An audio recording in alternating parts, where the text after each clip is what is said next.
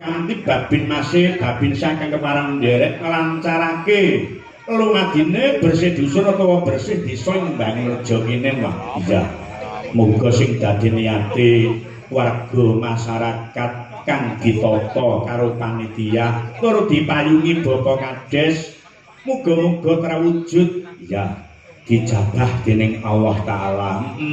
Mula lumantar nggone tirakatan melak mungon ning bengi iki aku percaya kok nduk apa sing dadi niat perune warga masyarakat ngambakan Mbang Reja yekti bakal dikabulake dening Allah taala. Amin Allahumma amin. Kepara sing pisan iki keparang sowan ana ing tlatah Ponorogo ngambakan udakara besok tanggal 11 Juli didhawuhi nyangik limbuh ana ing napan nderek dawuh Mbah Teguh ya Mbah Teguh. Mula cara ciri-ciri utawa cengkok utawa versi siji-sijining lembuh iki beda no. Jane lek awale nggonku nyangik lembuh biyen iki ya tak awali saka basic utawa sing diarani klasik. Dadi aku biyen iki belajar ndalang ki awalku ya klasik. Pirang-pirang tahun aku mayang klasik sindene mung 4 tanpa musik. Lah kok saya suwe kok malah saya surem. Sureme piye? Ben taun ki calangan ora tambah ning mau saya susut. Mula njur tak balik grimbyang. Saiki sing penting hiburan. Mergo masyarakat biyen karo saiki beda biyen pengamat seni ning wis saiki sekedar hiburan nadyan to jroning pakeliran tetep ora ninggalke anter-antere pedalangan. Iya, kaya ngono. Mula digarap campur sari. Saya tahun-tahun milenial sing wis umur kaya ngene iki no. Angger sing dorawa kepareng nanggap kuwi nuwun sewu Mbah kita. Mengki lek wayangan sing penting jejur diluk wis pokoke los campur sari. Lho, jane secara pribadi ya isin lho. Wong jenenge dalang kok dadi MC. Ning awake dhewe lak ya nuting jaman kelakone melu karo arus ning aja nganti ketut dayaning arus. Mula digarap limbuhan ana jaranan kuwi ciri khas Tulungagung utawa moto Tulungagung. Njur digarap langan beksan tayub kuwi ya ikon Tulungagung. Akeh sing nggambarke jare tayub iki diharamke tumraping agama. Ning mengko to dipek. Mengko dhisik. Mergo ngono apa warah, Nduk? Sing diaran seblak sampur ngiwa kuwi ngguwak barang sing ala, seblak sampur nengen mujudake lembang yen kok kuwi golek barang sing becik. Sing diharamke dudu budayane, ning sing diharamke iki ngombene. Mula lek ngombe kuwi aja nemen-nemen, Gus ya, Gus, lek pengen nyawamu sing nempel karo ragamu. Mayang ning Jombang nyusahke kancane. Bar limbuhan teluk ambulan. Kok ora bablas. Iya, kaya ngono. Nah, sing angka 3 lho. Iki mau mawa tembang khas Madura ning tetep ora ninggalke sing diarani lagu napas agama. Kepara sindening dhewe iki ana sing dadi santrine solawatan. Ya, kuwi mau. Heeh. Habib Syah, kuwi mau ya anak sapa kunjo kuwi. Kuwi ngabdi ning Habib Syah suwe, mula cengkoke ya jebles. Iya. Lan menawa nduk sing diarani wayang iki mujudake tontonan tuntunan tatanan. Iya, ya ditonton ben seger, tatanane le nganggo seragam yo apik, cocok karo tatanan Sekar Gadung. Mung penjaluk lek munggah panggung iki jenenge yoga mbok aja kaya wong boyongan kaya arep komunikasi. Iya. Jenenge yoga macalim tipis bagus-bagus sing ngamplok tas, sing ngamplok irik, sing ngamplok ondo. Mulai sesuk tas-tas didokok neng pendopo. Sing kena diato munggah mung notasi utawa tas cilik. Ben ketok merbawani bagus-bagus nom-nom sik Joko padha ngampluki tas. Iya, kaya ngono. Mulai saka kuwi nduk, ayo ora usah perlu kakek sing ndabul, ora perlu kakek le matur ana kene ndak malah nguyahi segara. Sing penting seneng-seneng diaturke beliau-beliau kang keparenggah ya tanpa kecuali. Iki mengko ya dibantu bintang tamu Dojo karo dulur wedok Mbak Lucy Brahman musuh bebuyutan ana panggung ya ning lek ning dalam musuh Mas Wawan ning panggung musuhku ngono kaya ngapa nyuwun Mbak Sulis diaturi jumeneng nganturna sendon sesindenan ngadeka nduk ya sepote kaya ngapa diaturke Mbak Sulis keparang jumeneng ya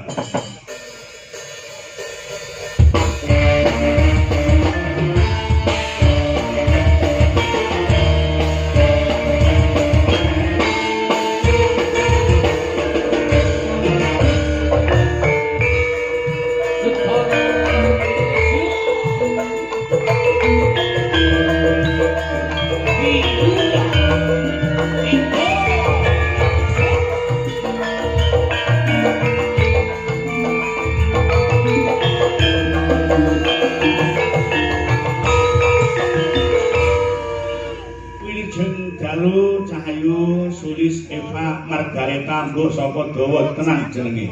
Nggih, wilujeng dalu Mbak Limbo, Mbak Canggih. Nggih, isih semangat. Nggih, semangat. Alhamdulillah sowan ning ngambakan muga-muga ndadekke syukur ning panggalih. Nggih. Kowe ngaturke salam dhisik kepada beliau-beliau yang keparenggah warga masyarakat ngambakan. Nggih, saderengipun dalem ngaturaken wilujeng dalu Pak Bu. Assalamualaikum warahmatullahi wabarakatuh. Salam Om Swastiastu, Namo Buddhaya, Rahayu, Rahayu, Rahayu. Harus dadi camat ora sida iki. Lane salame ya tenten. Niki nggih camat lho, Pak. Hah? Ya camat salam mutiar. Lah nggih wong sedaya bakal lah nggih ten mriku. Kowe mati dhisik aku tak keri dhewe ae. Mboten. Mboten ampun ngomong niku to Pak, kula ser-seran ngeten. Ora lho jenenge pati iki ora kena diselaki umur iki ora kena diundur kuncen ana gedhawana lek panen mestine ya tetep kurang dalan nek mekaning pati. Dibudidaya diancam wong ngerti patene wong. Nek Gusti ki ngakarya jagat durung ngersake sik tetep diparingi slamet. Nggih. Wong mati aja wedi. Oh, nggih. Lah ampe ndak wedine sedekah. Sedekah iku ora mung dhuwit, ora mung bondo donya. Duwemu apa? Nek pancen ikhlas duwitmu ki sedekahno ki mujudake wong ibadah. Oh ngoten. Lah nek kula duwene namung niki. Sak randuning badan. Sak randuning badan pripun? Kuwi enek sing minak lho kuwi. Sedekahno ning aja sapa-sapa ning aku dhisik. Sedekah nggih badan, paling mboten nggih pikiran. Lho tegese iki tenagane. Nggih. Anu Bang, ben mau bengi dingge ning gara-gara saiki dingge ning limbuhan. Tali tresno ning nganggo larase slendro, patete dienggo nyomo. Nggih, Pak. Jaturuki bedrane Bapa Kades sak Kecamatan Sukorejo, Bapa Camat uga keparang rawuh ana ing Ambakan Bangrejo, Sukorejo Ponorogo. Nggih, sugeng rawuh, sugeng lelenggahan kanthi sekeca Bapak. Pak Lurah, Pak Camat. Bawa nggih, Pak. Nah, turu ya karepmu, Lah ya karepmu. dereng jenengan drodhok kula nggih ajeng ngawiti nggih. Lah wong biasane rasa didrodhok malah kono sing cacek dhisik kok ya. Mboten anu, mboten kanten. Ya. Tali tresna jerane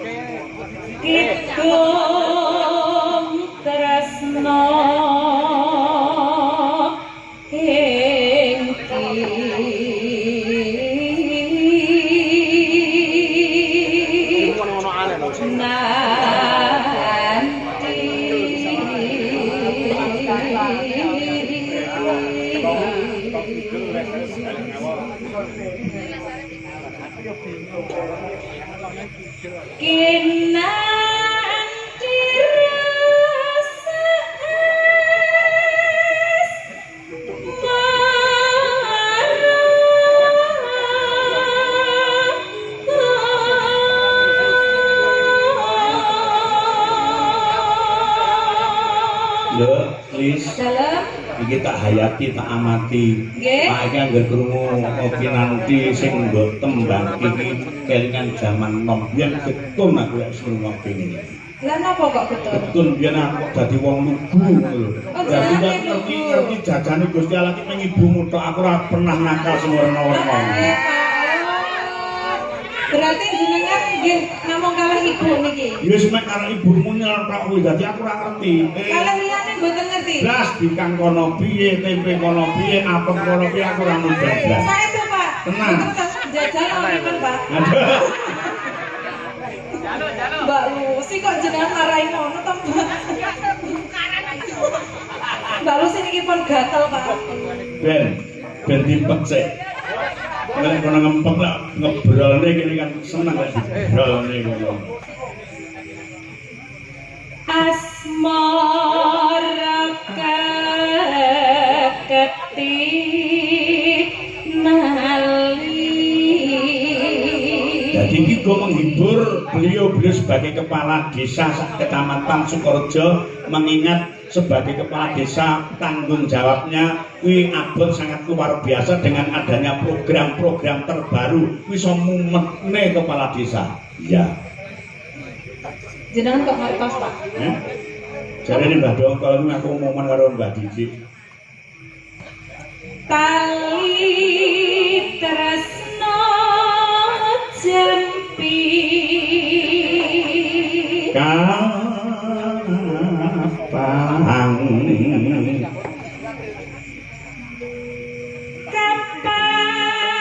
gesi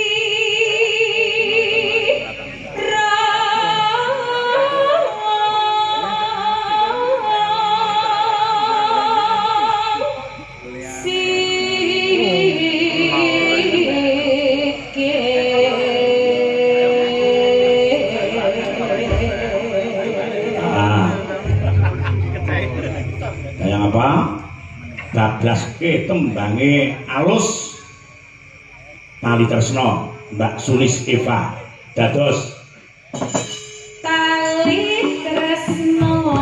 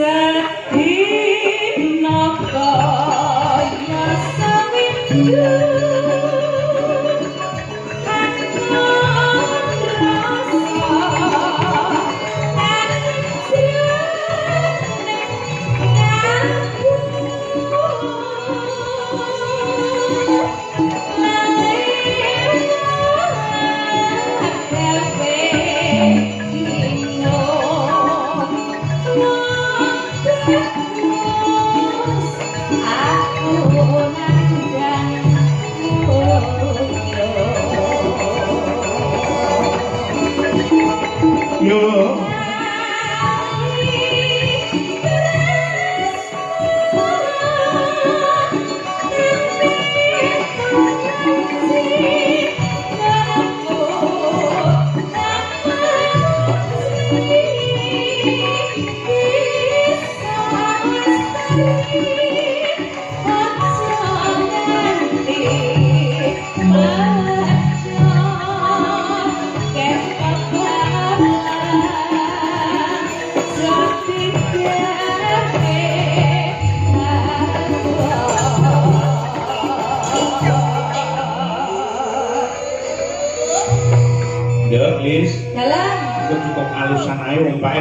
rasa lesung jumenglung. Iki garap rong kupok iki biasane ndak kuwaraken wong iki lebih baik setengah kurang daripada berlebihan. Nggih, Pak. Mergo setengah kurang saiki kurang sesuk iki sing njalu iku sik enek jatahe. Nggih. Kula nek gampang kurangan Pak. Aku yang kurang ayo, mbuh. Terus iki kurang tanggapan, pira-pira wajib disyukuri. Ning normale menungso ki kabeh apa-apa kurang bondo, akeh kurang lemah jembar, kurang duit miliatan, kurang mobil mewah apik-apik, kurang bojo siji ya kurang. Menungso normal ki kaya ngono mung gumantung nang imane dhewe ngono. Nggih. Tapi jenengan kok cukup satu to, Pak? Wis, aku cuci jempol jenengan. Karo ibumu aku mblenger aku. Boten melih, Pak. Enggak Rita. Lek ngono iki aja ngarep ibumu. Dengan kesenengane anu to main belakang to, Pak. Lho, sesi demane. Mlaku ngetan dalingu tresno tanam. Jati kawe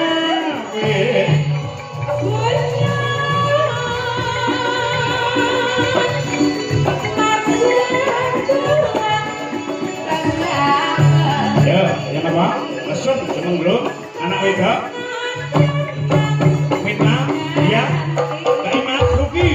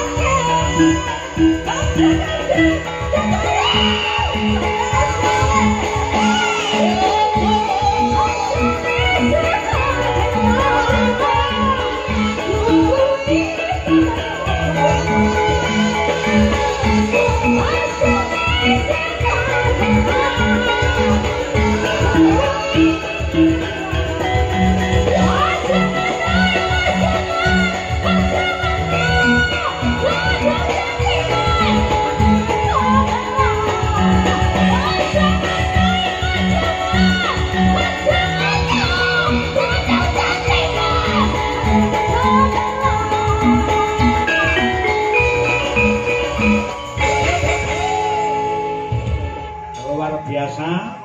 Dari tali tresno dadi resung jumengkul bablas gedhok tur pungkasan dikira-kira sekitar 5 menit untuk pemanasan ya.